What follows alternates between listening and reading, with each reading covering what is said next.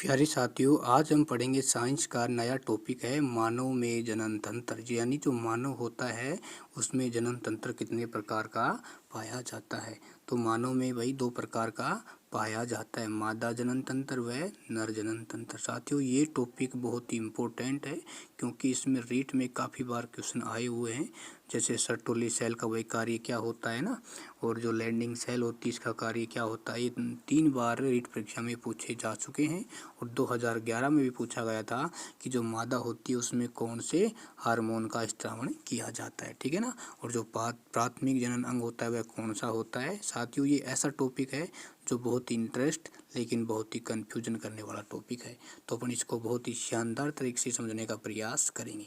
देखो भाई, इसमें जो मानव में जनन तंत्र 2 प्रकार का हो जाएगा, मादा जनन तंत्र व नर जनन तंत्र, ठीक है ना। पहला कौन सा पढ़ेंगे अपन, मादा जनन तंत्र। देखो भाई, इसको 2 भागों में बांटा गया है।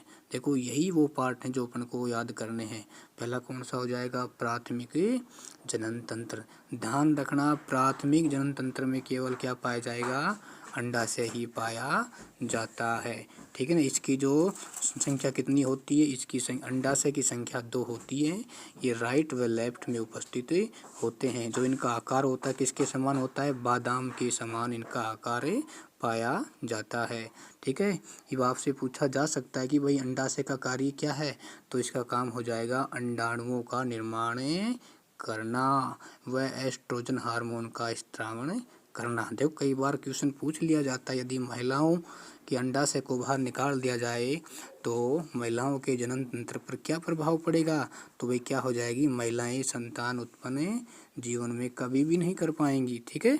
अच्छा, इसके बाद देखना भाई ये कहाँ उपस्थित होते हैं, ये किडनी के नीचे उपस्थित होते हैं, ठीक है ना। ये तो क्या हो जाएगा अपना प्राथमिक जनन तंत्र हो जाएगा। साथियों देखो, वही अपन महत्वपूर्ण पॉइंट पढ़ रहे हैं जो परीक्षा में आने योग्य होते हैं, ठीक है ना। ज़्यादा कचरा पढ़ने से कोई फ़ायदा नहीं है। अगला पार्ट कौन सा हो जाएगा, द्वितीयक लैंगिक जनन अंग, ठीक है ना। इसमें देखो साथियों 3 आते हैं, कौन कौन से हो जाएंगे इसमें, अंडवाहिनी, गर्भाशय, योनि यानी वेजिना। इसमें महत्वपूर्ण कौन सी हैं, अंडवाहिनी व गर्भाशय इसमें महत्वपूर्ण हैं, ठीक है। तो देखो भाई, जो मैं आपको स्ट्रक्चर से समझाने का प्रयास करूंगा। देखो यहाँ पर जो स्ट्रक्चर आपको दिखाई दे रही होगी ये मादा जनन तंत्र की स्ट्रक्चर है, ठीक है। देखो इसमें कौन कौन से भाग कहाँ पाए जाते हैं। देखो यहाँ जो अंडवाहिनी होती है ये कौन सी हो जाएगी, लेफ्ट अंडवाहिनी, और ये कौन सी हो जाएगी, ये राइट अंडवाहिनी हो जाएगी। और जो अंडवाहिनी के नीचे क्या पाया जाता है भाई, ये अंडाशय पाया जाता है, ठीक है ना। और यही अंडाशय होता है जो अंडाणुओं का निर्माण व एस्ट्रोजन हार्मोन का स्त्रावण करता है, ठीक है ना।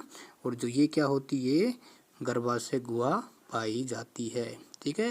देखो भाई, जब नर व मादा में आपस में क्या होता है, निषेचन होता है, तो 28 दिन के पश्चात मादा के, ठीक है ना, किसका निर्माण होगा, एक अंडाणु का निर्माण होता है, ठीक है ना। वो अंडाणु कहाँ उपस्थित होता है भाई, वो फैलोपियन ट्यूब में यहाँ उपस्थित होता है, ठीक है ना। और जैसे ही निषेचन की क्रिया होगी नर व मादा के द्वारा, तो जो नर होता है वो शुक्राणु क्या करेगा, उत्सर्जन करेगा। और जो शुक्राणु कहाँ जाके मिल जाएंगे भाई, इसे अंडाणु से आपस में जाके संयोजित हो जाएंगे। और जैसे ये दोनों आपस में मिलेंगे तो कुछ वही घंटों पश्चात एक युग्मनज का निर्माण हो जाएगा। और जो युग्मनज है वो कहाँ पर आकर उपस्थित हो जाएगा, इस गर्भाशय गुहा में कुछ समय के लिए उपस्थित हो जाएगा। लेकिन जैसे वो प्लेसेंटा से जुड़ेगा तो वो गर्भाशय में आकर यहाँ उपस्थित हो जाएगा, ठीक है ना। और इसी गर्भाशय में वही क्या होता है, उस भ्रूण का विकास होता है, ठीक है। अच्छा, इसके बाद कुछ महत्वपूर्ण फैक्टर क्या है कि भाई जो मादा होती है, जो मादा ना, तो मादा में कौन सा चक्कर पाया जाता है भाई, मादा में सिर्फ मादा चक्कर, यानी ये सिर्फ स्त्रियों में ही पाया जाता है। अगला मध्य चक्कर किस में पाया जाता है भाई, ये पशुओं में पाया जाता है। और भाई महिलाओं के द्वारा जो हार्मोन स्रावित किए जाते हैं कौन से हो जाएंगे, एस्ट्रोजन व प्रोजेस्टेरोन। साथियों, अगले पार्ट में अपन बात करेंगे अंडवाहिनी, गर्भाशय व योनि के बारे में, जो कुछ महत्वपूर्ण इसके जो पॉइंट हैं उसके बारे में, व नर जनन तंत्र व सर्टोली व लैंडिंग सेल का क्या कार्य होता है। धन्यवाद।